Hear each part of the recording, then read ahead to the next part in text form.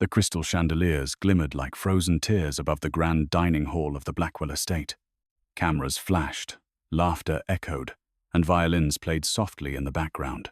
Billionaire Adrian Blackwell stood at the head of the table, his glass raised high. "Ladies and gentlemen," he announced with a smirk, "tonight's entertainment is rather unique. I've hired a fallen star to cook for us." The guests chuckled. They didn't know who he meant yet. Adrian's eyes found her across the room. Clara Santos, wearing a borrowed white chef's coat that didn't quite fit, stood by the kitchen doors. Her hands trembled slightly, but her chin was high. She had no idea the man paying her tonight was the same man whose company had ruined her career years ago.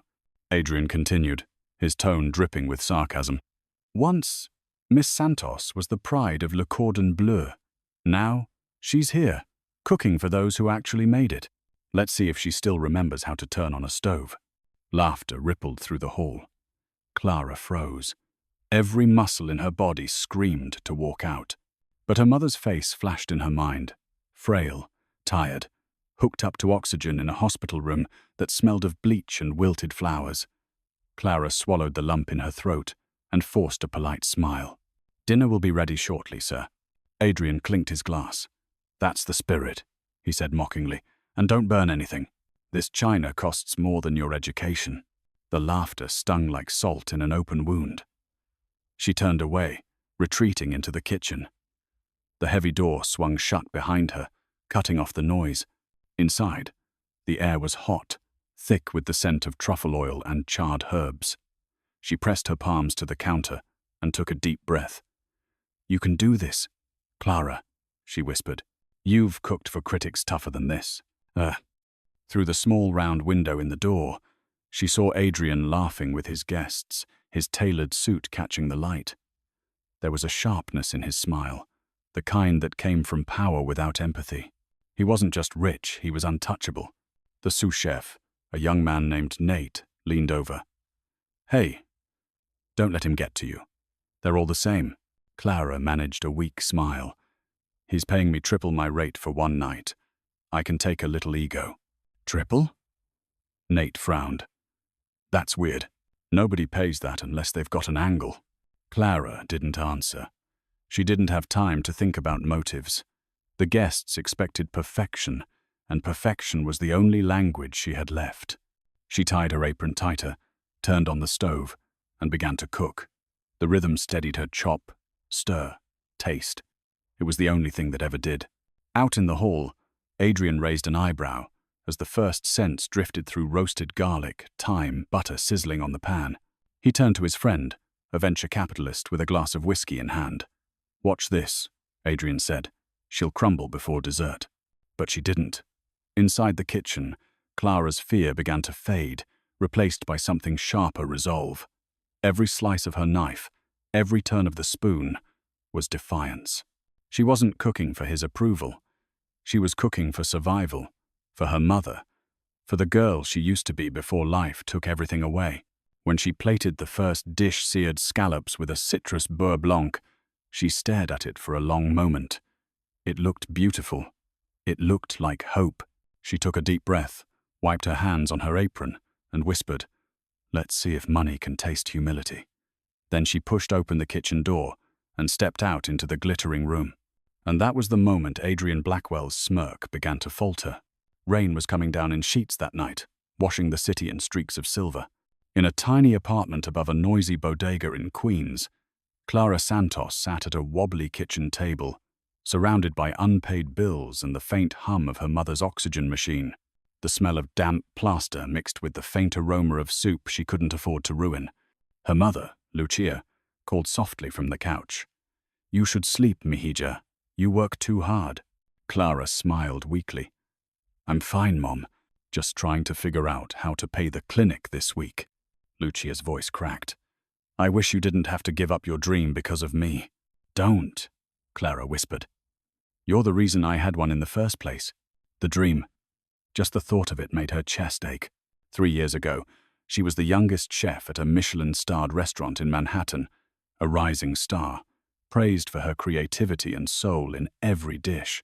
Magazines called her the taste of the new generation.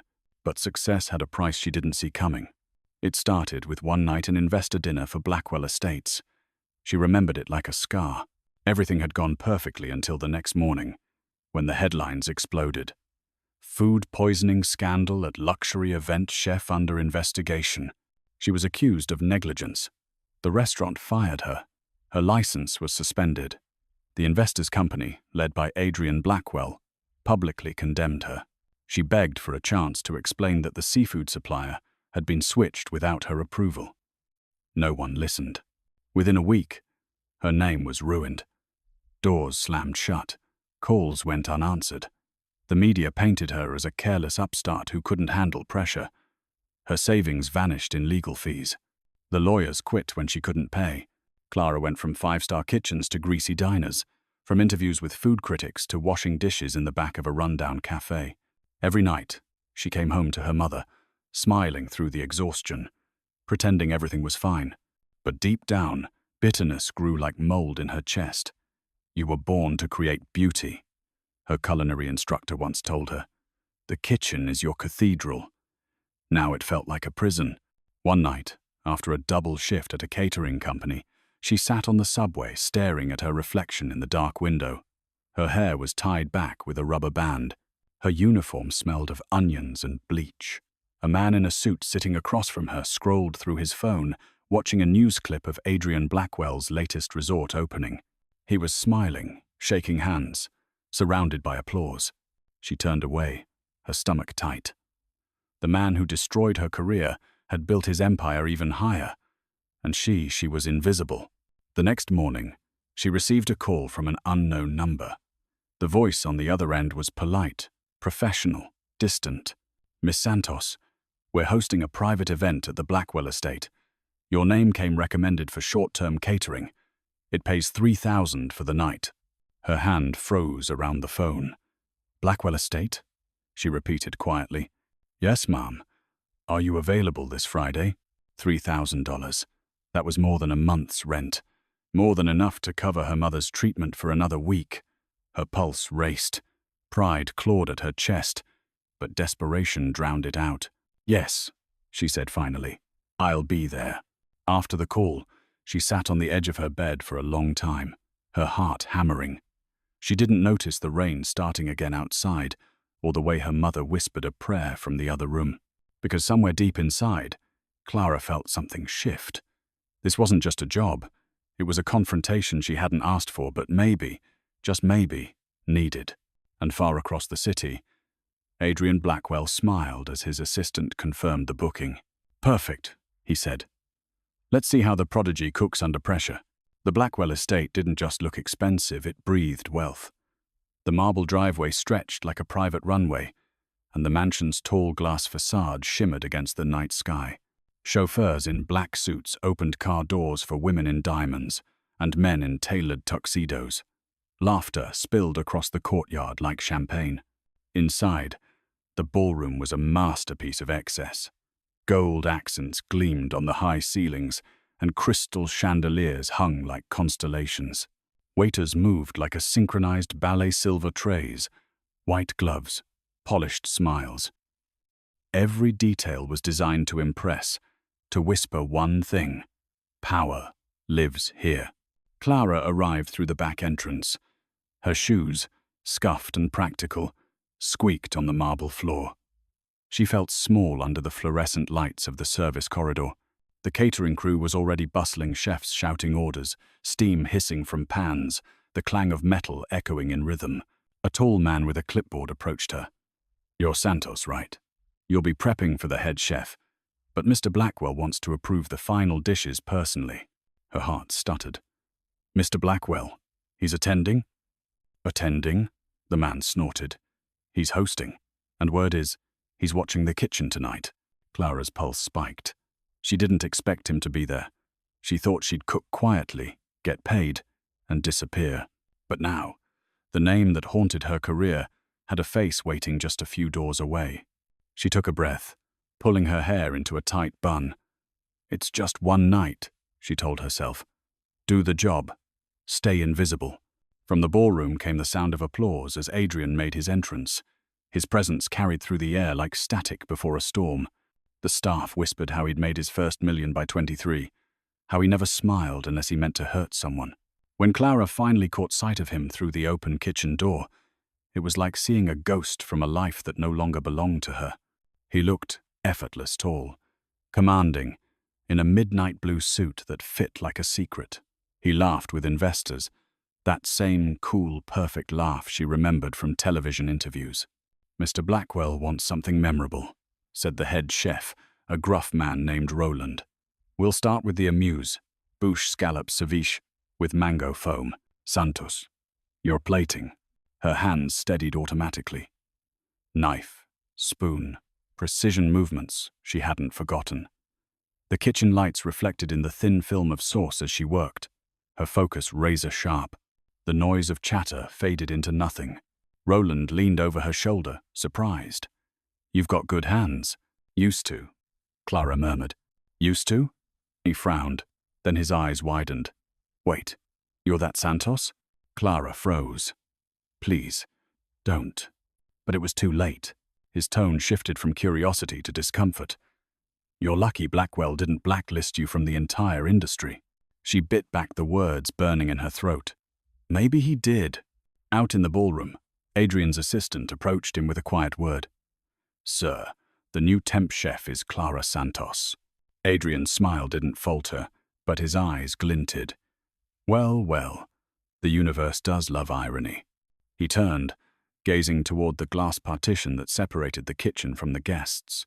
From his vantage point, he could see her focused, steady, unaware she was being watched. "She's good," murmured one of his guests. Adrian's smirk returned. "Let's see if she still is after I'm done with her." Back in the kitchen, Clara carefully arranged the plates on a silver tray. When she looked up, her reflection in the mirrored glass caught his. For a heartbeat, their eyes met hers, tired but determined. His, cold and curious. The air between them tightened like a drawn bowstring. She didn't know it yet, but that look had just changed everything. And somewhere, deep inside the man of glass and gold, a crack had begun to form. Dinner service began like a performance, every movement timed to music only the rich could hear.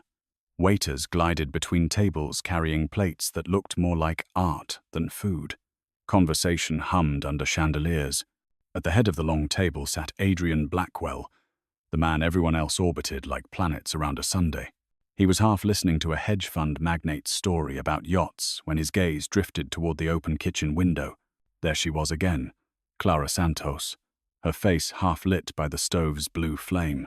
She worked with quiet intensity, her lips pressed together, sleeves rolled up, hair escaping her bun in soft curls.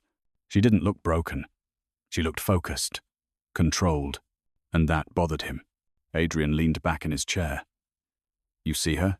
he murmured to the man beside him. "Once upon a time, she thought she could build an empire on talent alone. No investors, no protection. Look where that got her." His companion chuckled. "You always did enjoy a good fall from grace." Adrian swirled his wine. "She should have learned humility years ago. Tonight, she will." In the kitchen, Clara didn't hear their laughter, but she could feel it. Every time a waiter entered, every muffled chuckle through the door, she felt the sting of invisible eyes. Still, she kept cooking. She plated the appetizers, beet tartare with goat cheese and pistachio crumble. Every plate was perfect, but perfection didn't calm her. "Chef," Roland barked, "Mr. Blackwell wants you to present the first course personally." Clara froze. "What?" "You heard me. He asked for you by name." Her stomach dropped. She'd planned to stay invisible, hidden behind the safety of the kitchen walls. Now, she had to walk straight into the lion's den. She carried the tray out, her steps careful, her heart pounding. The ballroom fell slightly quieter as she approached the main table. Adrian's eyes met hers across the candlelight. He smiled, slow and deliberate, the way a predator studies a cornered animal. "Miss Santos," he said smoothly, as if they were old friends. "How generous of you to come out from the kitchen." "Just doing my job, sir," she replied, keeping her voice calm. Adrian gestured toward the dish. "Tell us what we're eating." Educate us. Clara hesitated, then lifted her chin. Beat ta-ta. A reinterpretation of a classic. It's about transformation, turning something earthy and humble into something refined. His lips curved slightly. How poetic. Almost sounds like you're talking about yourself. The table laughed softly. Clara's hands tightened around the tray.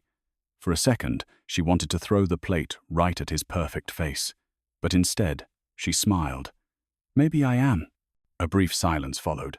Adrian's smirk faltered just a fraction before he raised his glass. To second chances, he said mockingly, and to those who never learn. She placed the dish in front of him without a word and turned to go, her spine straight. Behind her, one of the guests whispered, "She's got guts." Adrian heard it too. He didn't like it. Back in the kitchen, her composure broke. She gripped the edge of the counter, shaking. "He's toying with me," she muttered. Nate, the sous chef, looked up. "Then don't let him win." She met his eyes. He already did. Years ago, out in the ballroom, Adrian tasted the dish. It was perfect, balanced, surprising, but that only irritated him more. He pushed the plate away and said loud enough for everyone to hear, "Pretty presentation. Pity about the flavor." The laughter returned. Clara heard it through the door. Her throat burned, but her hands stayed steady. "Let him laugh," she whispered. "He won't be laughing by dessert." And for the first time that night, Adrian Blackwell couldn't tell if he was still the hunter or the one being hunted. The main course was supposed to be the night's highlight. Adrian had planned it that way. He wanted spectacle, something to entertain his investors, a moment that would end with polite applause and quiet cruelty. And Clara Santos was the centerpiece. In the kitchen, the staff was running on adrenaline. Trays clattered, pans hissed, and orders flew like bullets. Clara stood at the heart of it, her apron streaked with sauce, sweat glistening at her temples. She didn't care about the noise. She didn't care about the clock. All she cared about was making the perfect dish. "Filet mignon with wild mushroom reduction," Roland called out. "And make it flawless, Santos. He's watching you." She already knew. She could feel Adrian's presence through the walls, the weight of his attention pressing down on her like heat. But she didn't flinch. Her knife moved in clean, deliberate motions. Salt, sear, baste, rest. The steak sizzled in the pan, caramelizing to a deep brown. It was art, and for a brief, fragile moment, she felt alive again. "Beautiful," Nate whispered beside her. "That's a real chef's dish." Clara smiled faintly. "Let's hope the king approves." The doors swung open, and the servers carried the plates out. The dining room fell into an expectant hush as the aroma reached the tables. Adrian leaned back in his chair, glass of Bordeaux in hand. "Ladies and gentlemen," he said, his tone dripping with theatrical charm. "Our chef claims this is the best steak in New York." A murmur of amusement spread. Clara stepped out behind the servers, hands clasped behind her back, her posture straight. She didn't claim anything, but she wasn't about to correct him now. Adrian cut into the steak. The knife glided through perfectly tender meat. He lifted a bite, held it between the tines of his fork for a moment, and then, with exaggerated slowness, placed it in his mouth. Silence. Then he set his utensils down with a sharp click. "Too salty," he said simply. The crowd chuckled. One man coughed to hide a laugh. Another woman leaned toward her friend, whispering, "Amateurs." Clara blinked. "Sir, the seasoning is balanced," she said softly. "Perhaps," Adrian cut her off, "perhaps you should learn that balance doesn't mean arrogance." A few of the guests clapped mockingly. The heat crept up her neck. She wanted to disappear. But Adrian wasn't done. He leaned back in his chair and gestured toward her with a lazy smile. "You know what fascinates me? Watching people who once thought they were above everyone else suddenly remember where they came from. Tell me, Miss Santos, how does it feel to be back in the kitchen after all that fame?" Every word sliced like glass. The room seemed to spin, faces blurring together, laughter echoing in slow motion. Clara's breath hitched, but she refused to give him the satisfaction of breaking. "It feels honest," she said quietly. "Cooking never lied to me." Adrian's smirk faltered, but only for a second. Touching, he said dryly. Now, why don't you fetch us dessert? Something sweet to wash down all that salt. The laughter roared louder this time. Clara turned and walked back into the kitchen, her vision blurring. She gripped the counter, fighting the tremor in her hands. Nate rushed over. Clara, don't listen to him. She shook her head. He wanted to humiliate me, and I let him. Roland glanced nervously toward the door. The man's got power, kid. Sometimes it's smarter to just play along. But Clara wasn't listening anymore. Her chest rose and fell with quiet fury. No, she whispered. If he wants dessert, I'll give him something he'll never forget. The ovens glowed brighter as she turned them on, her movements swift, focused, electric. Outside, Adrian lifted his wine again, basking in the laughter of his guests. He had no idea that the woman he'd just humiliated was about to turn his entire night and his entire life upside down. The kitchen had gone quiet, too quiet. The noise of plates and chatter faded into a low hum behind the swinging doors. Clara stood before the counter, staring at the ingredients laid out like puzzle pieces. Her pulse thudded in her ears. Every ounce of humiliation she'd swallowed tonight burned inside her, turning into something sharp, something fierce. She wiped her eyes with the back of her sleeve. No tears. Not for him, she muttered. Nate hovered near the ovens, watching her gather supplies with the precision of a surgeon. What are you doing? She didn't look up. Making dessert. Yeah, but what dessert? The menu's set. Not anymore, she said flatly. He wanted to laugh? Fine. Let's see if he can laugh with his mouth full. She moved like a storm, grabbing eggs, cream, dark chocolate, and sugar. Her hands stopped trembling. Instead, every motion carried intent. She wasn't cooking for him or for the guests. She was cooking for her. The head chef peeked in, scowling. Santos, what the hell are you? Trust me, she interrupted. Just keep everyone out of my way for 15 minutes. Roland opened his mouth to protest, then saw the fire in her eyes and backed off. You've got 10, he muttered, retreating. She cracked eggs into a steel bowl, the shells snapping like brittle bones. Whisk, melt, fold. The scent of cocoa and caramel filled the air, rich and warm, wrapping around her like armor. The dessert was simple but profound. A molten chocolate soufflé, infused with orange zest and a drizzle of sea salt caramel. It wasn't about luxury. It was about truth. Nate watched in awe. I've never seen anyone move like that. Clara smirked faintly. That's what happens when you stop being scared. As she worked, memories flooded back her first day in culinary school, her father teaching her to taste with her heart, the day she opened her first restaurant, the night it all fell apart. Every triumph and every failure lived in that bowl. By the time she plated the desserts, the kitchen had gone silent again. 6 small soufflés, perfectly risen, glossy and trembling with heat. She dusted them with powdered sugar, added a single orange peel twist, and set the tray down. Service, she said. The doors swung open. The waiters carried the desserts into the ballroom. The guests leaned in, curious, the room thick with expectation. Adrian glanced at the dish with mild amusement. Let's hope this one's edible, he said, drawing polite laughter. Clara followed the servers out, standing near the back of the room. Her chest felt tight, but her eyes were calm. Adrian took a spoonful. The outer crust cracked open, revealing a pool of molten chocolate that shimmered under the chandelier light. He lifted the spoon, tasted it, and froze. The sweetness hit first, smooth and deep. Then came the hint of orange, bright and nostalgic. It was perfect, balanced, elegant, haunting. For a second, the noise of the room disappeared, replaced by something he hadn't felt in years. Memory. His mother's voice. The smell of cocoa on Sunday mornings. A small kitchen with cracked tiles and laughter. He blinked, his jaw tightening. Who came up with this? He demanded. Clara stepped forward. I did. The room went still. He looked at her, his composure cracking just slightly. You think you can buy forgiveness with a good dessert? She met his gaze evenly.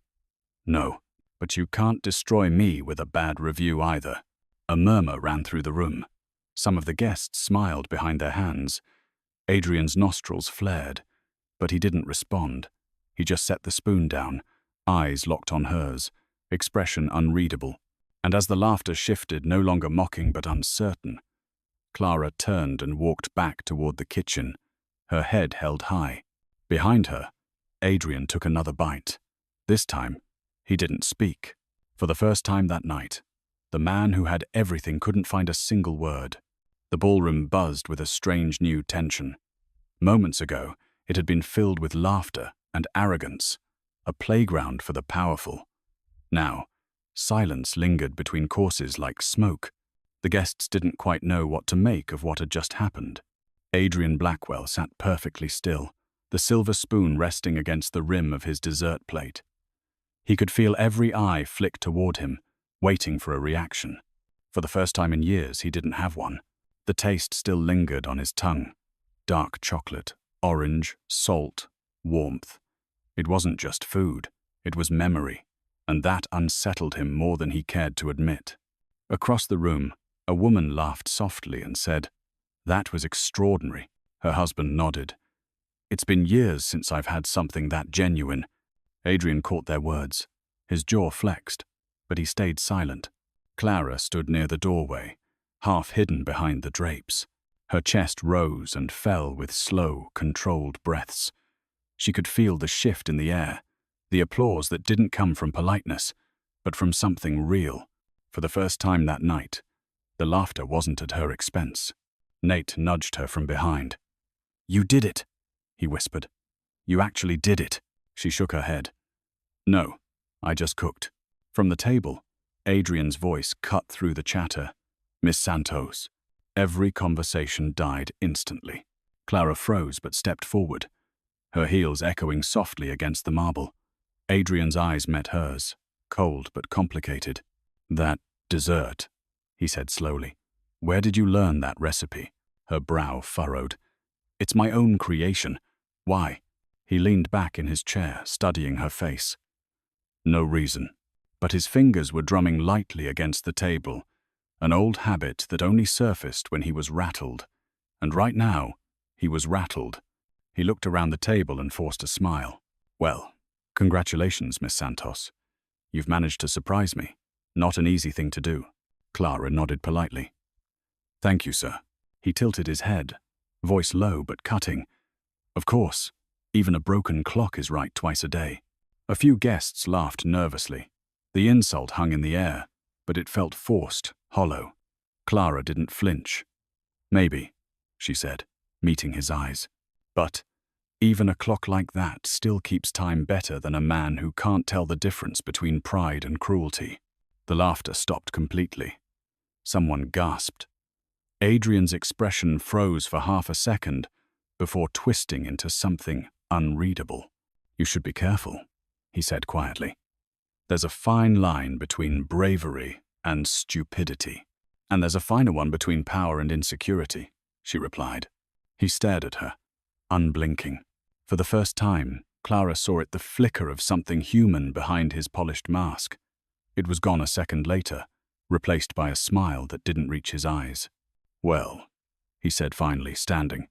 "That's enough theater for one night." He clapped his hands, signaling the end of dinner.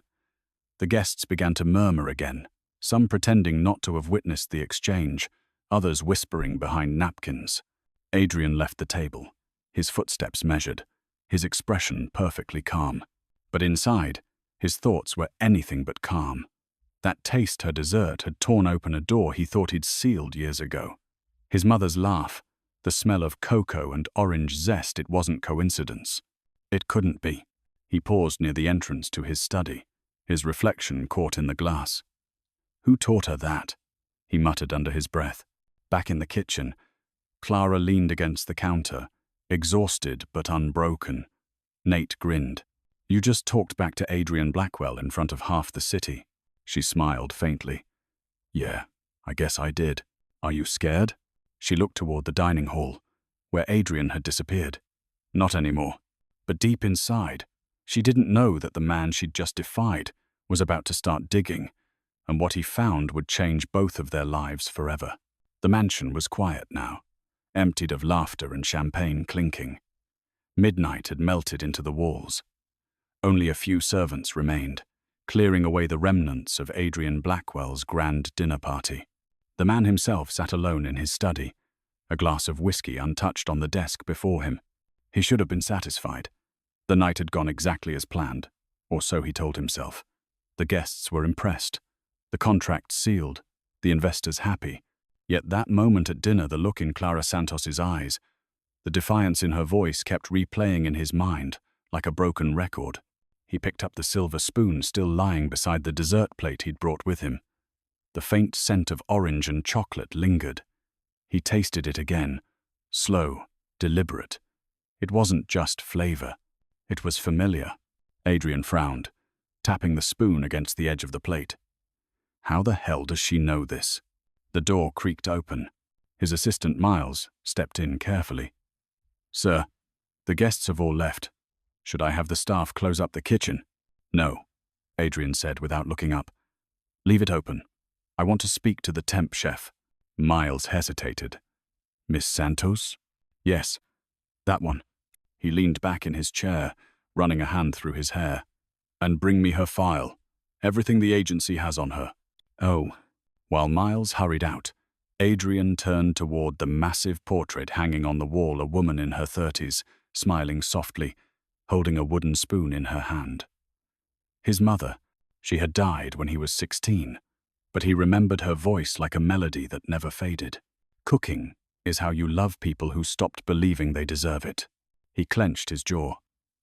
"Love doesn't pay the bills," he muttered to the painting. In the kitchen, Clara was scrubbing the counters, exhaustion settling into her bones. The staff had gone home, leaving her in silence. Her reflection shimmered in the polished steel of the stove eyes, tired, face drawn, yet there was something peaceful about it. For the first time in years, she'd stood up for herself. Nate poked his head through the door. "You're still here?" "Just finishing up," she said, rinsing a pan. He grinned. "You know, you kind of made history tonight." "Ugh." Clara smirked. "If you mean I almost got fired in front of a billionaire, sure." He laughed. "I mean it. That guy, he's never been challenged. You threw him off his throne for 5 minutes. That's something." Before she could reply, Miles appeared in the doorway. "Miss Santos, Mr. Blackwell would like to see you in his study." Nate's grin faded. "That doesn't sound good." Clara's stomach tightened, but she nodded. "It's fine. Probably wants to lecture me." She dried her hands and followed Miles down the long corridor. Her footsteps echoed against the marble floor. The doors to the study loomed ahead, heavy and carved with the Blackwell crest. Miles knocked once, then stepped aside. "She's here, sir." Adrian looked up from behind his desk, his expression unreadable. "Come in, Miss Santos." Clara hesitated, then stepped inside.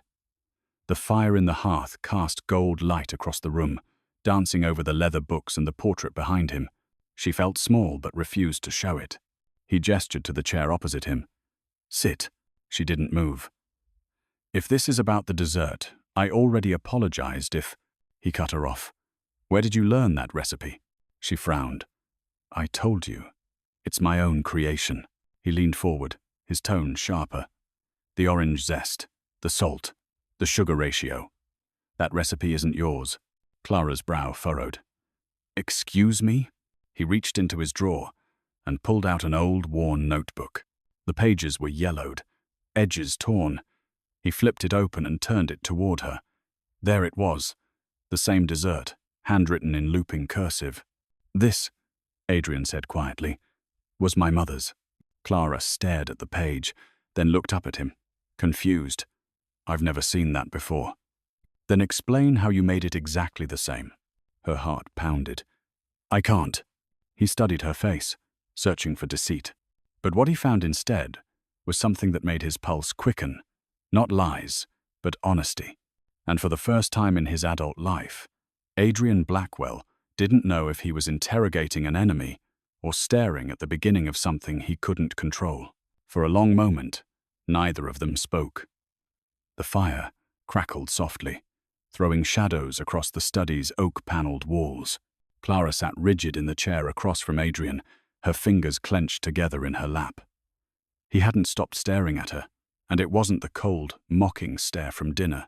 It was something else, sharper, searching. Adrian finally broke the silence.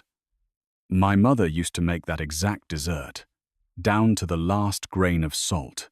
She wrote it herself in this book when I was a kid. He tapped the leather-bound notebook, its pages weathered by time and fingerprints. She died when I was 16. I haven't tasted it since. Clara swallowed hard. I'm sorry for your loss, but I swear I didn't steal anything. I don't even know who your mother was. He tilted his head, studying her. Then explain it. Same ingredients, same ratios, even the presentation. Coincidences like that don't happen. Ugh. Her voice wavered but didn't break. I don't know how to explain it. That recipe, it's something my dad used to make for me when I was a kid. He said he learned it from a woman who taught him that food wasn't just about taste, it was about memory. Adrian's hand froze midair, the glass of whiskey halfway to his lips. What did you just say? Clara blinked, confused. That food is memory. Why? He set the glass down carefully. Those were my mother's words. The room fell still again. Clara's mind spun, trying to make sense of it. Her father was gone now, died in a car accident years ago. He never talked about his past, just bits and pieces of people he'd met while working as a traveling cook. But one name stuck out in her memory, a woman named Helen, who'd once taken him in when he was struggling. She frowned. Your mother's name? It wasn't Helen, was it? Adrian's breath caught. Helen Blackwell. Their eyes met, and in that instant, the space between them shifted. Something impossible connected them. Two lives tangled through time and tragedy. Adrian leaned forward, his voice low. If your father knew her, that means he worked for her, maybe. Clara interrupted. He said she helped him once, years before I was born. He never told me more. Adrian looked down at the notebook again, running his thumb over the ink. He remembered his mother's handwriting, her laughter, the smell of sugar burning on the stove when she was lost in thought. He had buried that part of himself long ago under layers of ambition and control. But this woman, this waitress he'd hired to humiliate, had just resurrected it. Do you have any idea what this means? He asked. Clara shook her head. It means nothing, except maybe our parents crossed paths once. That's all. He smiled bitterly. You really think life works like that? Randomly? She met his eyes, fire returning to her tone. I think life doesn't owe us explanations, Mr. Blackwell. Some things just happen. He stood abruptly and walked toward the window, staring out at the city lights that shimmered over the Hudson River. For once, the view didn't calm him. You remind me of her, he said finally. My mother. She used to argue the same way. Straight to the point, no fear. Clara stood as well. Maybe that's because I don't have the luxury of fear. That line hit him like a stone. He turned, his expression softening despite himself. You think I do? I think you hide it better. Silence stretched again, thick and electric. Adrian cleared his throat and set the notebook back on his desk. You can go now, Miss Santos. You'll still be paid in full. Clara hesitated.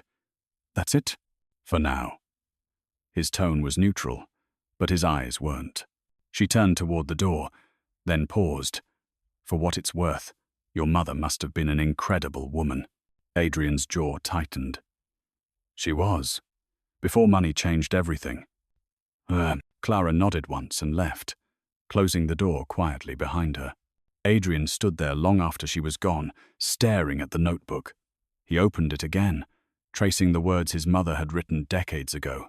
At the bottom of the page, in faded ink, was a note he'd never noticed before. For the one who will remember me when my own son forgets. He froze, and for the first time in years, Adrian Blackwell felt the weight of guilt and the terrifying pull of something he thought he'd buried forever. Morning came slowly over the city, painting the Blackwell estate in pale gold. Adrian hadn't slept.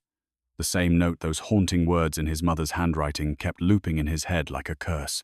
For the one who will remember me when my own son forgets. He sat in his study, still in yesterday's suit, staring at the open notebook. The ink was faded, the corners torn, but there was something intentional about the message. His mother had written it long before her death, back when she still cooked for the neighborhood, back when their home was filled with warmth instead of silence. His phone buzzed. Miles again. "Sir, the press is asking for statements about last night's event. They're saying your dinner was unconventional." Adrian's voice was low. "Tell them nothing." Miles hesitated. "And Miss Santos? What about her?" "She hasn't left. She's in the back kitchen. Said she wanted to finish cleaning before her check clears." Adrian's lips twitched into a faint, humorless smile. "Of course she is." He stood, grabbed the notebook, and walked down the hallway. The sound of his footsteps echoed through the marble corridor until he reached the kitchen doors. He paused for a second before pushing them open. Clara was there, her hair tied back, sleeves rolled up, quietly humming to herself as she polished silver trays. The room smelled faintly of citrus and soap. It was peaceful, too peaceful for the chaos she'd brought into his mind. "You don't have to do that," he said. She jumped, slightly, turning around. "I don't like leaving a mess behind." "You're a chef, not a janitor." She shrugged. "Today I'm both." He leaned against the counter, the notebook still in his hand. "Tell me about your father." She blinked, unsure how to answer. "Why?" "Because," he said slowly, "my mother left a message in her recipe book that sounds like it was written for him, or maybe for you." Her brow furrowed.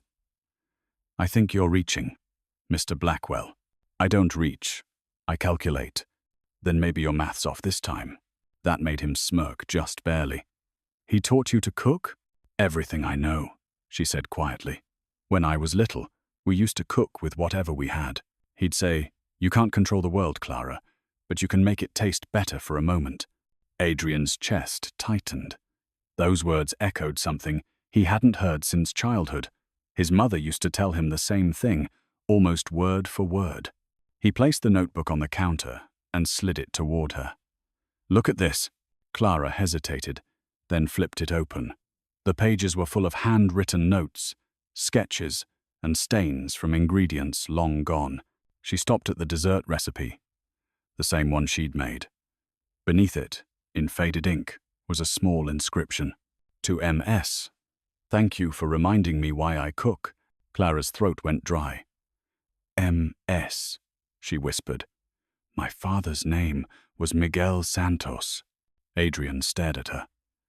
The truth hung in the air between them, heavy and undeniable. His mother and her father had known each other closer than either of them had ever admitted.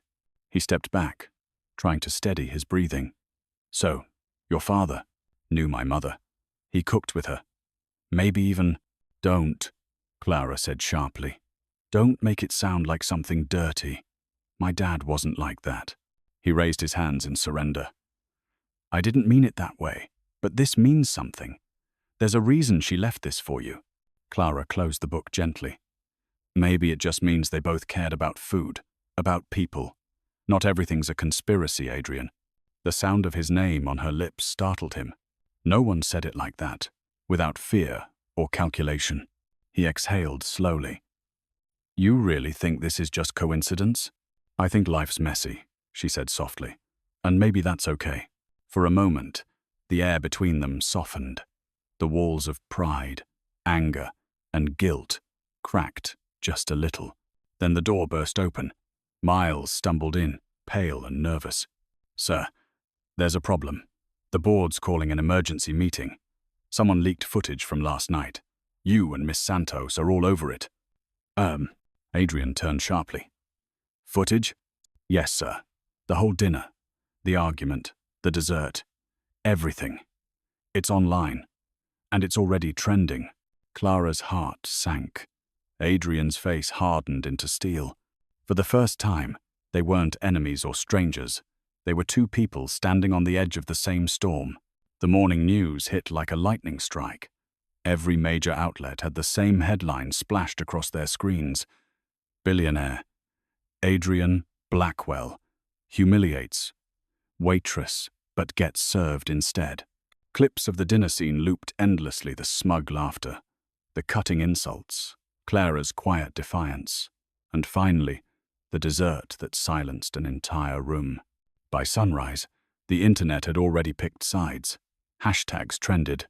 Number Justice for Clara, number the Blackwell Meltdown, number MasterChef Waitress. Adrian's PR team flooded his phone with messages. His board demanded a statement. His investors threatened to pull funding, but Adrian ignored them all.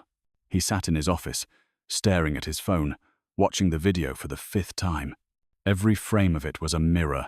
He couldn't look away from the arrogance in his eyes, the cruelty in his voice, the exact moment his smirk disappeared when he tasted her dessert. He turned off the screen and leaned back in his chair, exhaling slowly. "She made me look human," he muttered. "That's the real scandal." Miles stood by the door, tense.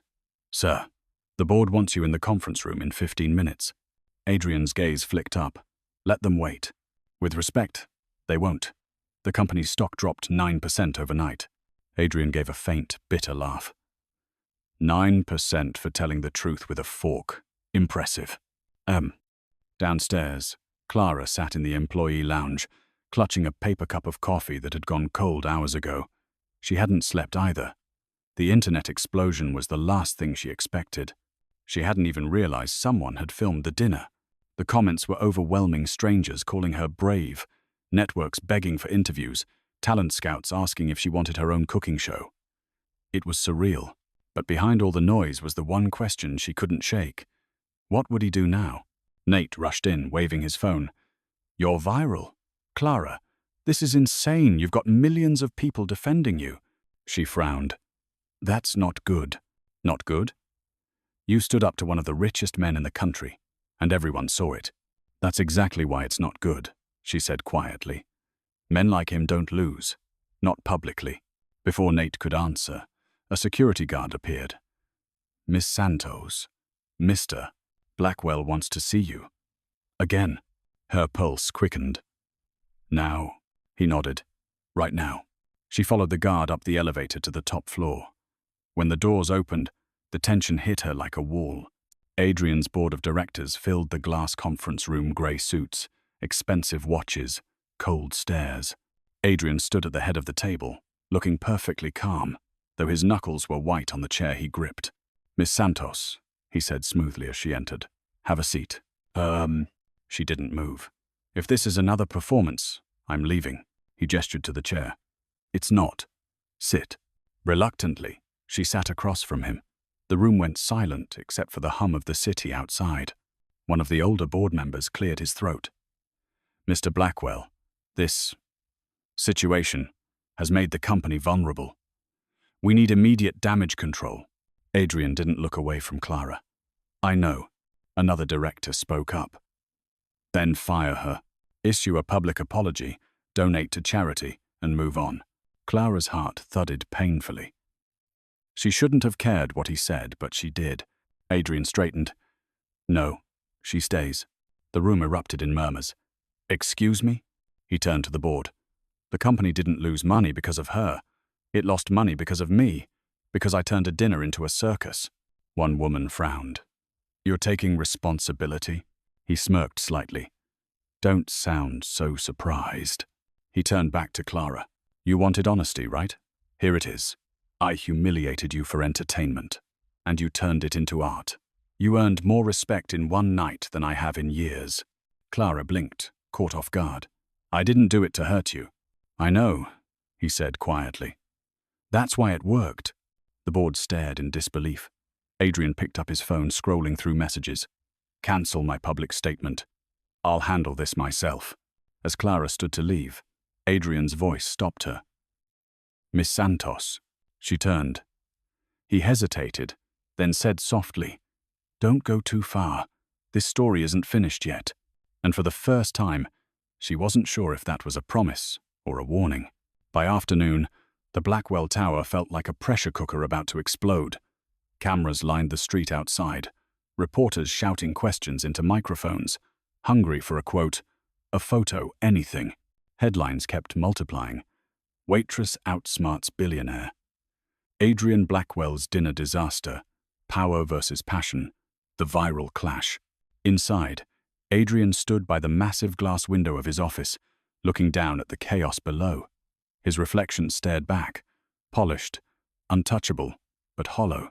Every instinct told him to fix it, bury it, spin it into a victory. That's what he did best. But something inside him, something new, whispered not to. Miles entered, nervous as ever.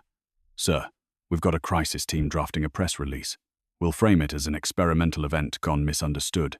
Adrian didn't move. "A misunderstanding?" Miles hesitated. "That's the narrative the board wants." "Then the board can keep it," Adrian said, his tone flat. Miles blinked. "Excuse me?" Adrian turned, his voice calm but cutting. "I don't clean up my image with lies anymore.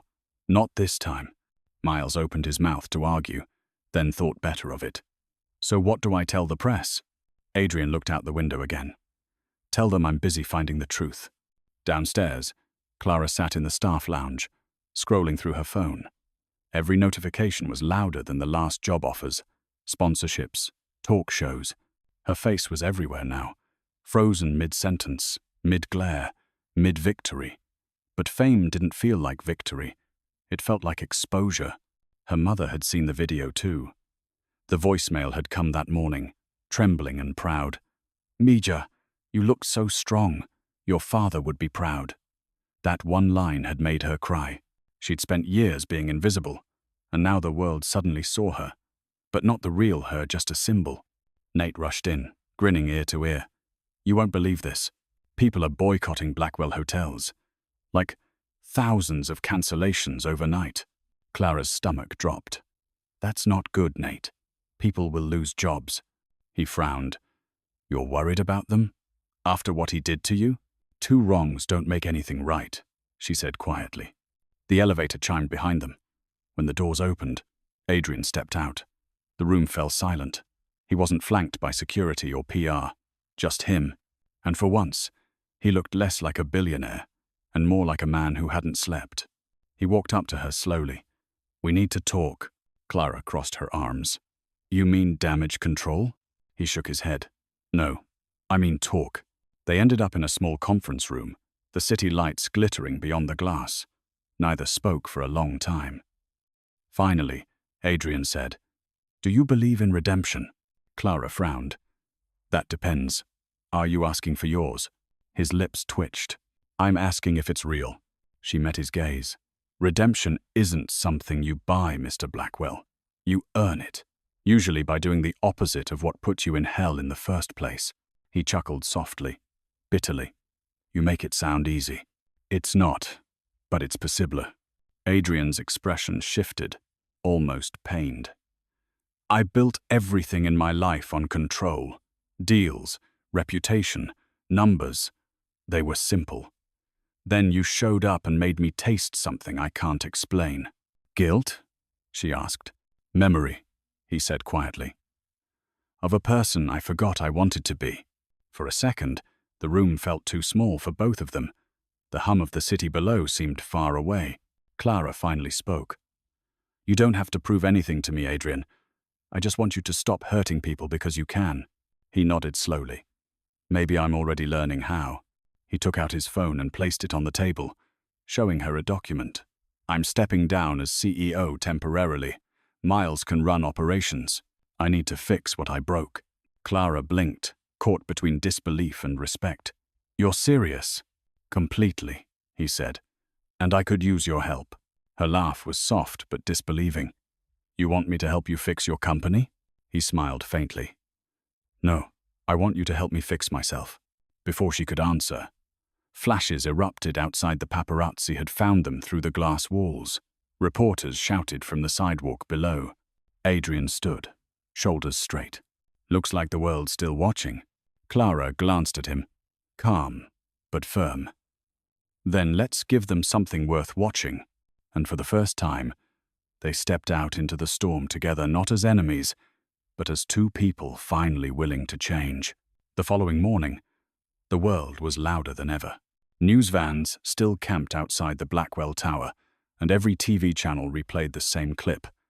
The billionaire and the waitress walking out together under the blinding flash of cameras.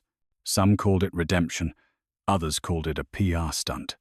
Either way, no one could look away. Inside, Adrian's empire was cracking. Shareholders demanded meetings. Lawyers demanded statements. But Adrian ignored them all. He'd spent years defending his image. Now he was trying to find his soul. He stood in the private kitchen of his penthouse, the same one that had gone unused for years. The counters gleamed, the appliances untouched. He looked completely out of place among the copper pans and marble. Across from him, Clara was tying her apron, sleeves rolled up. "You said you wanted to learn," she said simply. "So let's start." Adrian smirked faintly. "Cooking lessons from the woman I tried to humiliate. That's poetic." "My 2-5. Don't flatter yourself," she replied. "This isn't about poetry. It's about paying attention." He picked up a knife awkwardly. "I've signed billion-dollar contracts. I think I can handle slicing an onion." Clara grinned. "Then slice." He tried. The knife slipped, and he hissed, dropping it. "That's sharper than it looks. That's because you're holding it wrong." She reached for his hand, guiding his fingers into position. "The knife does the work. You just guide it. Stop fighting it." For a brief second, their hands touched. He froze. She didn't pull away. The moment was small, but the air shifted again, tense, quiet, full of something unspoken. He cleared his throat. "You're good at this." "I had to be," she said softly. "When you've got nothing left, you either learn to survive or you burn." He looked at her, the flicker of regret in his eyes unmistakable. "I made you burn, didn't I?" She didn't answer right away. "You didn't light the match, but you didn't put it out either." Adrian set the knife down, his voice low. "The scandal, the one that ruined you. I went back through the reports this morning." Her brow furrowed. "Why?" "Because I didn't believe the story back then. And now, I know I should have looked deeper." He slid a folder across the counter. "You were right, Clara. It wasn't your fault. Someone inside my company switched the supplier to cut costs. The seafood that night was contaminated, and I signed the approval, without reading the fine print." Clara's hands trembled slightly as she opened the file. Photos, invoices, signatures, her name cleared in black and white. "You knew all this, and said nothing." "I didn't know then," he said quietly. "But ignorance isn't innocence. I destroyed you because I didn't care to look." For a long time, neither spoke. The only sound was the simmering pan behind them. Finally, Clara exhaled. "So what now? You think an apology fixes everything?" "No," Adrian said. "But maybe telling the truth does." He reached for his phone, opened the camera, and hit record. "I'm going public," he said. "The scandal was a cover-up. Clara Santos was never responsible. I was." Clara's eyes widened. "Adrian, that'll cost you everything." He looked at her, steady and calm. "Then maybe I'll finally own something real." He posted it without hesitation. Within minutes, the video spread across social media, his voice steady, his confession raw. For once, there was no press team, no spin, no manipulation, just truth. When it ended, he set the phone down and looked at her. "There, now you're free." Clara shook her head. "You didn't free me, Adrian. You freed yourself." He smiled faintly, almost grateful. Maybe that's what redemption feels like. The city outside buzzed louder than ever, a storm of opinions and headlines brewing. But in that quiet kitchen, it felt like the noise had finally stopped. For the first time, they were no longer enemies. But neither of them realized that Adrian's confession had just awakened a far more dangerous enemy. Someone who had everything to lose if the truth stayed online. The confession hit the internet like a meteor. Within hours, every major network replayed Adrian's video. The billionaire who had humiliated a waitress was now publicly admitting his guilt. Some called it brave, others called it a stunt, but no one could ignore it. Hashtags trended again. Number, Adrian admits. Number, Clara vindicated. Number, the truth tastes better. Comments poured in, millions of them. Some offered forgiveness, some demanded his resignation, and some just wanted to watch him fall. But not everyone was celebrating. Inside the boardroom of Blackwell Estates, chaos reigned. The directors were furious. "He's out of control," one shouted. "He just confessed to corporate negligence on camera." He's tanking the stock value, another barked. This company can't survive with him running wild. At the head of the table, Miles sat stiffly, clutching his phone. Adrian had trusted him for years, but now, the assistant's face was pale, with panic and guilt. Because the truth was, Miles had known about the seafood scandal all along. He was the one who approved the supplier change. He was the one who covered it up. And now, Adrian's confession threatened to drag him down too. Miles stood abruptly. If he wants to burn his reputation, fine, but I won't let him burn mine with it. That afternoon, Adrian's phone buzzed non-stop calls from investors, lawyers, journalists. He ignored every one of them. He sat in his car outside Clara's apartment, watching her through the rain-streaked windshield as she walked out with a grocery bag in one hand and her mother's medication in the other. He hadn't told her about the fallout yet. She didn't need to see the panic behind the scenes. Not yet. When she noticed him, she frowned but walked over. "You've been sitting here long enough to look creepy," she said, setting the groceries down. He managed a tired smile. "I didn't want to call. I just needed to see you." "You should be at your office," she said. "Isn't the world burning right now?" He laughed softly. "Let it." But she could see the exhaustion in his eyes, the weight of consequences starting to crash down. "Adrian," she said quietly, "I know what it's like to lose everything. Don't make the same mistakes I did. Don't try to carry it alone." He leaned back against the car. "You think people will ever forgive me?" She shook her head gently. "That's not your job. Your job is to be worth forgiving." Before he could answer, his phone buzzed again. This time, it was Miles. Reluctantly, he answered. "Adrian," Miles said quickly, "we have a problem." "I gathered," Adrian replied dryly. "No, you don't understand. Someone leaked internal documents, contracts, financial records, supplier lists. It's chaos. Reporters are saying you've been running a fraudulent operation for years." Adrian frowned. "That's not true." Miles hesitated. "Doesn't matter. It looks true, and it's spreading fast." Adrian's pulse quickened. "Who leaked it?" A pause. "We don't know yet." He hung up and turned toward Clara. "They're coming after me." Clara frowned. "Who?" "Someone inside the company. Someone who doesn't want the truth to stick." Rain began to fall harder, drumming against the hood of the car. She placed a hand on his arm. "Then fight back with honesty. Don't play their game." He met her eyes. "Honesty doesn't win wars, Clara." "Oh," she smiled faintly. "Maybe not, but it ends them." Later that night, while Adrian drafted his legal response, an anonymous email hit every major newsroom in the country. Attached were doctored documents and manipulated images, evidence that made it look like Clara had blackmailed Adrian into his confession. By dawn, new headlines exploded. Was the redemption fake, the waitress, and the lie? Clara woke up to her phone, vibrating non-stop.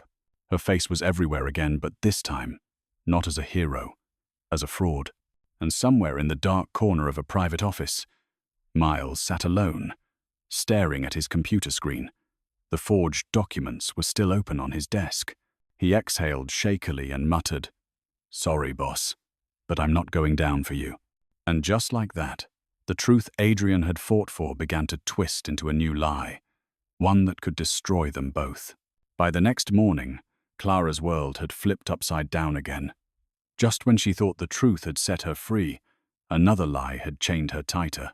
Her phone wouldn't stop buzzing. News anchors on every channel repeated the same poisonous headline: Clara Santos, the waitress who manipulated a billionaire. Photos of her and Adrian side by side filled the screens, every angle distorted, every moment twisted into scandal.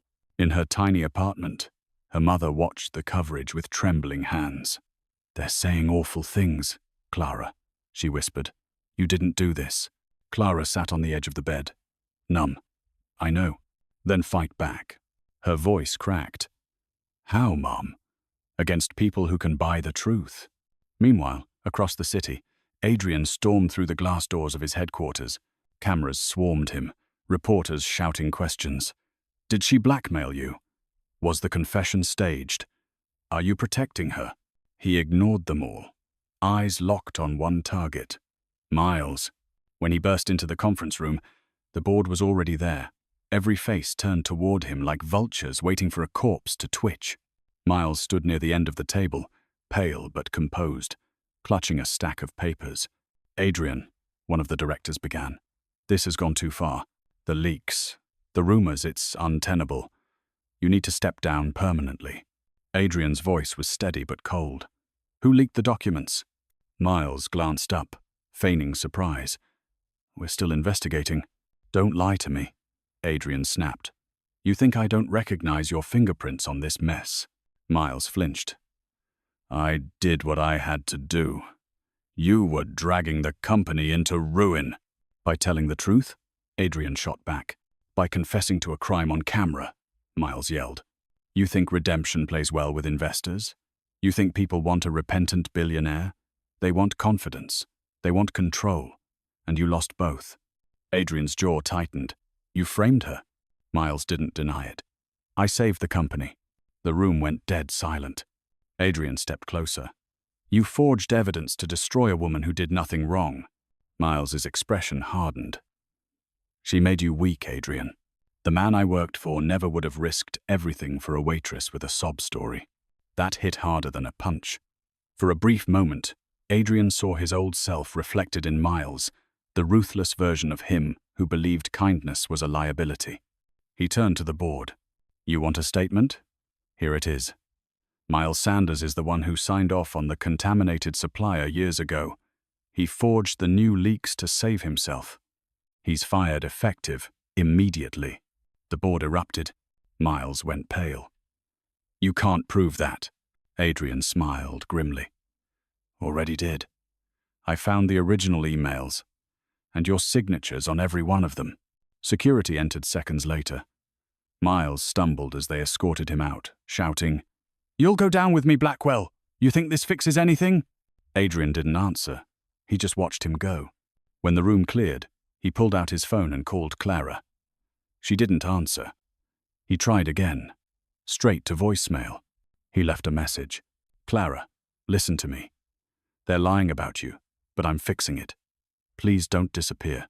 Across town, Clara was already packing a bag. The noise, the headlines, the cameras, it was all too much. She didn't want to be famous or infamous. She just wanted peace. She glanced at the small photo on her nightstand, her father smiling in front of an old stove. "I'm sorry, Dad," she whispered. "I wanted to make you proud. Not this." Her phone buzzed again. Adrian's name flashed across the screen. She hesitated, tears in her eyes. Then she turned it off and slipped it into her bag. Some truths needed time to breathe, and some wounds needed silence to heal. But while she ran from the spotlight, Adrian Blackwell was about to do something the world would never forget. The next 48 hours were a blur of chaos. Clara vanished from the city, while Adrian waged war in the boardroom and the media. He didn't hire a PR team, didn't spin the story. He fought it himself, unfiltered, unguarded, and raw. He went live on national television, sitting across from one of the country's toughest anchors. The cameras zoomed in, the red light blinked, and the whole world watched as he spoke. "I lied," he said simply. "For years, I built my empire on control and fear. I hurt people because it was easy. Clara Santos was one of them. I destroyed her reputation for a mistake she didn't make. And when she showed me grace, I humiliated her again. If you're looking for the villain of this story, it's me." The anchor blinked. "Mr. Blackwell, do you realize what this admission means? You could lose everything." Adrian's eyes were steady. "Maybe. That's the point. Maybe some things need to be lost before they can mean anything." The interview went viral in minutes. But instead of outrage, something unexpected happened: sympathy. Not from the powerful, but from ordinary people who saw the arrogance fade from a man who once seemed untouchable. Still, the consequences came fast. Investors pulled out. Hotels cancelled contracts. The Blackwell fortune began to crumble. But for the first time in his life, Adrian didn't panic. He felt lighter. Meanwhile, far from the noise, Clara was staying in a small coastal town upstate. She rented a room above a bakery that smelled like sugar and salt air. Each morning, she cooked breakfast for the owner's family and pretended the rest of the world didn't exist. One morning, the bakery's old TV played in the corner. The newscaster's voice caught her attention. In an unprecedented move, billionaire Adrian Blackwell announced he is selling half his company's assets to fund an independent foundation for culinary scholarships and food safety reforms in the name of his late mother, Helen Blackwell, and the chef who inspired him to change, Clara Santos. The mug slipped from Clara's hands, shattering on the tile. The bakery owner rushed over. "You okay, sweetheart?" Clara nodded slowly. "Yeah, just didn't see that coming." That evening, she sat on the dock behind the bakery, staring at the horizon. The sunset painted the sky in streaks of amber and violet. She thought about her father, her mother, all the years she spent scraping by, and now this her name tied to his, not through shame, but through legacy. Back in New York, Adrian's penthouse was half empty, boxes stacked by the door. The silence was heavy, but not lonely. Miles's betrayal had gutted the company, but Adrian didn't regret a thing. He'd spent years building walls. Now he was finally tearing them down. He picked up his phone and stared at the only number he wanted to call. He'd left her messages every day, no response. Maybe she was gone for good. Maybe that was his punishment. Then, a soft ping. A text. "Clara, you really did it, didn't you?" He exhaled, relief flooding his chest. "Adrian, I told the truth." Finally, a pause. Then her next message came through. "Clara, that scholarship, you didn't have to put my name on it." Adrian: "Yes, I did. You reminded me what my mother taught me, that food is memory. You made me remember." Another pause. Then, "Clara, meet me tomorrow. The pier at Havens Point. Noon." He smiled for the first time in days. The next morning, as the city roared behind him, Adrian Blackwell drove toward the coast. No entourage, no suits, no empire to defend. Just a man who'd finally stopped running from his own humanity. And somewhere ahead, by the sea, a woman waited with forgiveness he wasn't sure he deserved, but hoped to earn. The road to Havens Point was long and winding, flanked by wildflowers and the smell of salt in the air.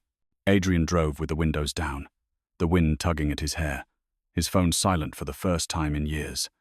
Every few miles, he rehearsed what he'd say, but none of it felt right.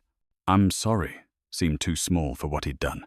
When he finally arrived, the pier stretched out into the grey-blue water like a path to nowhere. Clara stood at the edge, her hair pulled back by the sea breeze, wearing a simple white dress that fluttered in the wind. She turned when she heard his footsteps. "You're late," she said softly. "I didn't think you'd actually show," he admitted. Her expression stayed guarded, but not cold. "I almost didn't. You've kind of made a habit of turning my life upside down." He smiled faintly. "Then maybe I can make it right side up again." They stood there for a moment, the sound of waves filling the silence between them. Adrian glanced at the water. "I used to come to places like this when I was younger, before the money, before the noise. My mother used to say, 'The ocean forgives everything if you listen long enough.'" Clara looked out at the horizon. "You really loved her, didn't you?" He nodded slowly. "She was the only person who ever saw me before the world did. I spent my life trying to prove I didn't need her kindness. And when she died, I built an empire just to fill the silence she left." Clara turned to him, her voice quiet but steady. "You can't fill silence, Adrian. You have to face it." He exhaled, the truth of it hitting hard. "I'm trying. For the first time, I actually am." For a long moment, neither spoke. Then she said, "I saw the interview, the scholarship, the foundation. You didn't owe me that." "I owed you more than that," he said. "You taught me that power without compassion isn't strength, it's emptiness." Clara shook her head. "You didn't need me to teach you that. You just needed to remember who you were before the world told you to forget." He smiled, small but real. "You sound like her." "Your mother?" "Yeah." He laughed softly. "She would have liked you." They walked slowly down the pier, the wood creaking beneath their feet. Clara stopped near the edge, staring down at the water. "Do you ever wonder what life could have been if things had gone differently?" "All the time," he admitted. "But maybe this is how it had to happen. Maybe we had to lose everything to understand what matters." She turned toward him then, her eyes searching his face. "And what matters to you now?" He hesitated. "Truth, kindness, and maybe you." Clara's breath caught. "Adrian," he stepped closer. "I don't expect forgiveness. I don't expect anything. I just needed to tell you that you changed me. You made me see the man I want to be." Her eyes glistened. "You don't need me to become him." "I know," he said. "But maybe I'd like to walk beside the woman who reminded me how." The wind picked up, carrying the scent of the sea and the faint cry of gulls overhead. For the first time since the night of the dinner, Clara felt her guard lower, just enough for light to slip through. She smiled softly. "You talk too much." He grinned. "Bad a bit." "I am," she nodded. "You can fix it over dinner. But this time, I'm cooking, and you're doing the dishes." Adrian laughed, the sound breaking the tension between them. "Deal." As they turned to leave the pier, the sky opened into a wash of gold and rose. It wasn't an ending. It wasn't even a perfect beginning. It was something quieter, truer, a fragile truce between two people who had finally stopped running from who they were. And for once, the man who had built his world on power found peace in something far stronger: humility. A month passed after that meeting by the sea. The storm that once swallowed both their names slowly faded from the headlines, replaced by fresher scandals and newer faces. For the first time in years, the world wasn't watching, and that was exactly how Adrian and Clara wanted it. The small coastal town of Havens Point had become their quiet refuge. The bakery Clara worked at grew busier every week, locals curious to see the celebrity chef who refused to call herself one. Tourists came for the pastries but stayed for the warmth she carried. Adrian often sat in the corner booth, sleeves rolled up, laptop open, pretending to work but mostly just watching her. One morning, she caught him staring. "You're doing it again," she said, sliding a plate of croissants onto his table. "Doing what?" he asked, feigning innocence. "Watching like you're planning a corporate takeover." He smirked. "Maybe I am. This bakery's underperforming." She crossed her arms, smiling. "It's a family business. We don't do takeovers here, we do second chances." That made him pause, the words hitting deeper than she probably meant. Since stepping down from his company, Adrian had sold most of his shares and funneled the profits into the scholarship fund. The media called it the most dramatic redemption arc of the decade. But here, no one cared about the headlines.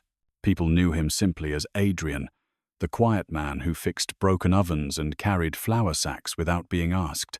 One afternoon, Clara found him sitting by the window, staring at the ocean. She wiped her hands on her apron and joined him. "You look like someone who's thinking too loud," she said. He chuckled softly. "Old habits. I used to measure life in profits and losses. Now I measure it in stillness.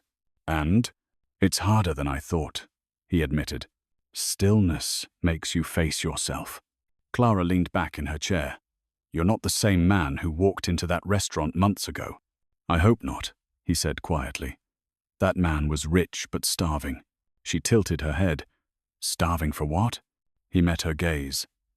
"For meaning, for connection, for something real." Her heart ached at the honesty in his voice. "You found it," she said softly. He smiled faintly. "No, you reminded me to look for it." Later that week, Clara decided to do something she hadn't done in years: host a community dinner. She invited fishermen, shop owners, teachers, and kids who played soccer in the street. No media, no cameras, just people. She called it the Memory Supper. When the night came, the bakery transformed into a warm glow of candles and laughter. Adrian helped serve dishes, moving from table to table, laughing with strangers who didn't treat him like a headline. When Clara brought out the final dish, a molten chocolate soufflé with orange zest, the crowd erupted in applause. "The dessert that started it all," someone joked. Adrian laughed, shaking his head. If I had known it would bring me here, I would have stopped pretending to be in control years ago. After everyone left, they stood alone in the quiet bakery. Dishes piled high, the air thick with the smell of sugar and salt. Clara leaned against the counter, arms folded. "You've gotten good at this, you know." "At what?" he asked. "Being human." He smiled. "Took long enough." They shared a comfortable silence, the kind that didn't need filling. Then she said, "You ever think about going back? To the company?" He shook his head. "Not unless I can build something honest. Something that feeds people, instead of their greed." She grinned. "Then start here, with us." "Oh." Adrian looked around the flour-dusted counters, the open window, the sound of waves crashing just beyond the street. For the first time, he didn't see a step backward. He saw home. He took her hand, gently, grounding himself in the moment. "You think the world's ready for a billionaire baker?" Clara laughed.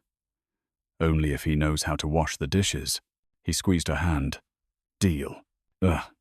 And as dawn crept over Haven's Point, the man who once believed he could buy happiness finally learned to make it one loaf, one laugh, one honest moment at a time. The months that followed turned into something neither of them expected: a rhythm.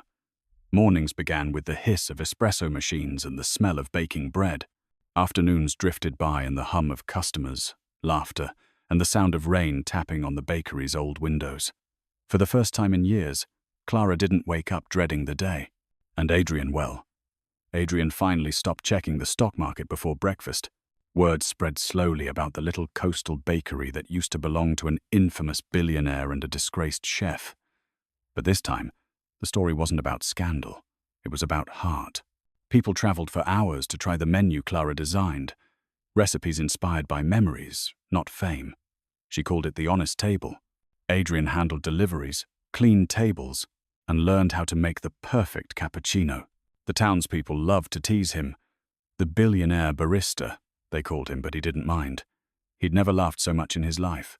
One morning, a delivery truck arrived, carrying something unexpected. A large wooden crate with no return address.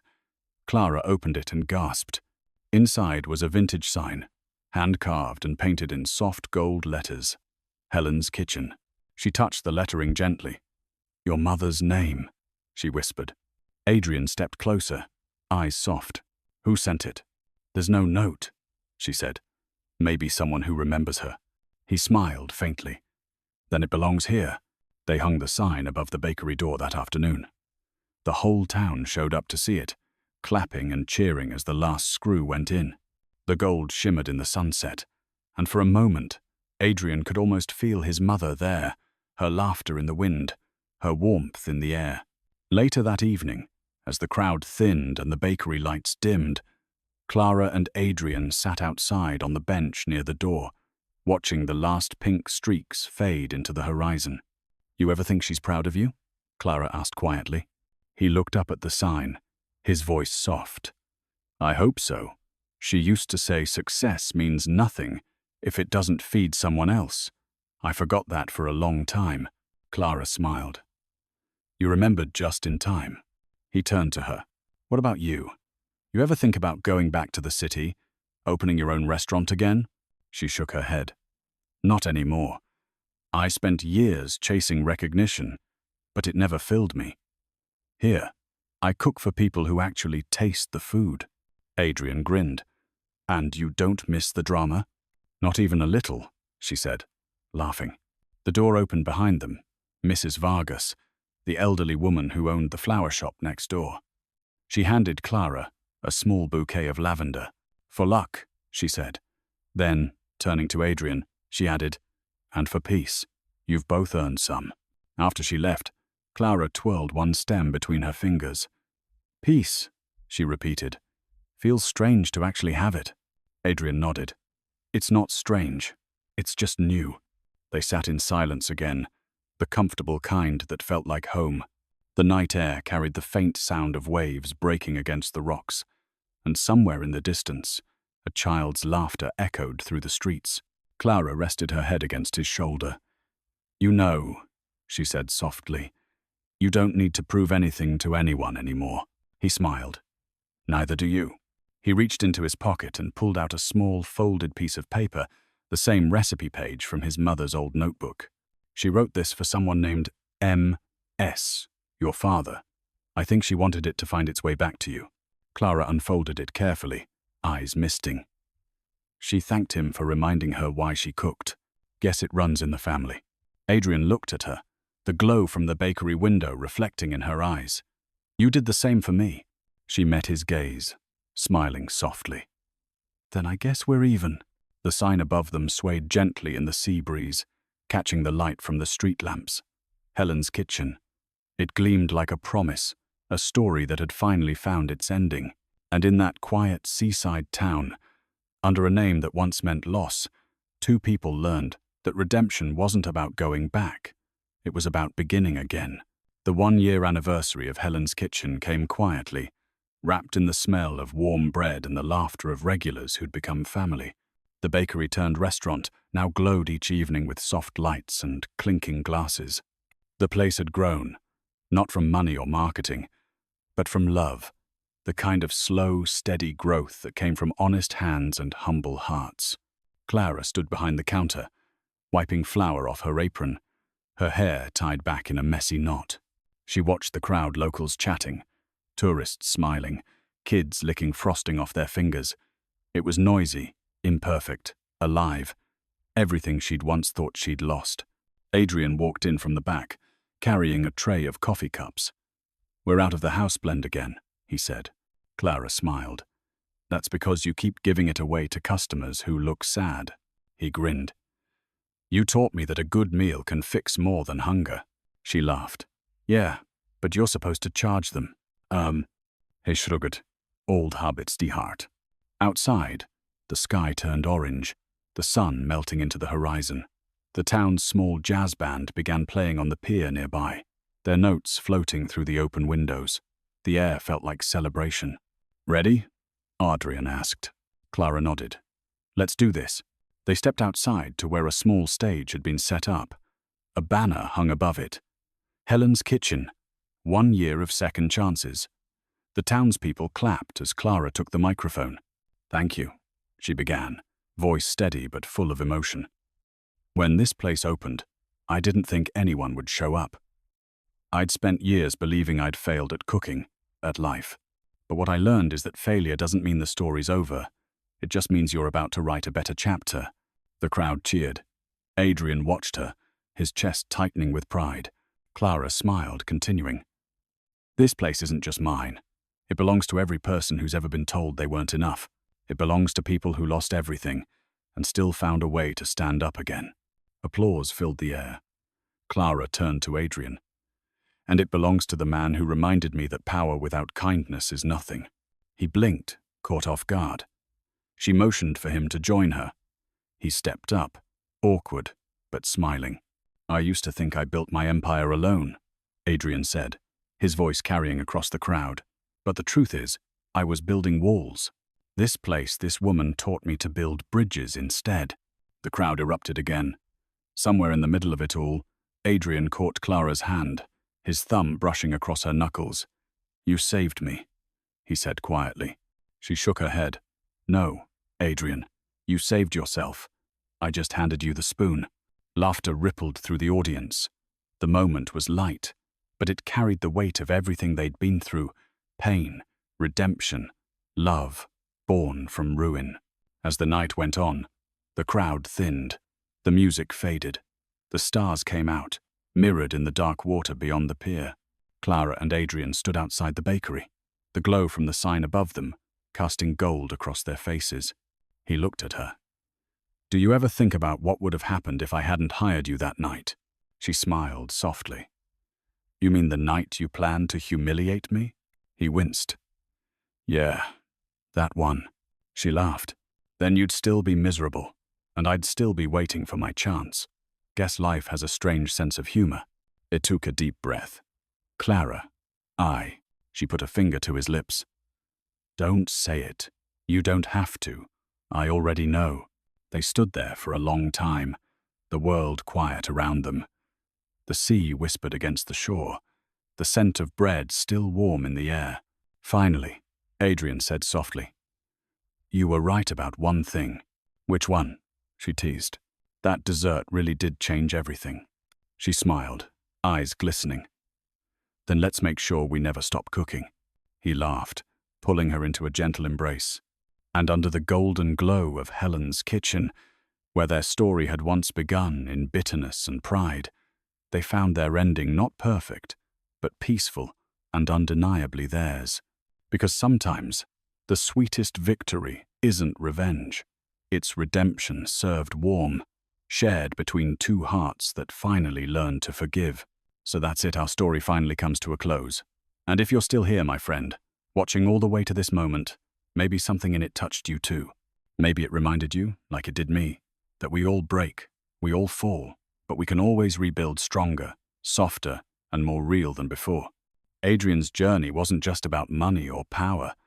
It was about rediscovering kindness, about realizing that forgiveness isn't weakness, it's freedom. The Stoics used to say, "Waste no more time arguing what a good man should be one." And that's exactly what this story teaches. Redemption doesn't come from words. It comes from choosing compassion over pride and truth over comfort. So if life has ever knocked you down, if you've ever felt unseen or misunderstood, remember, every ending can be rewritten. Like Marcus Aurelius said, the obstacle is the way.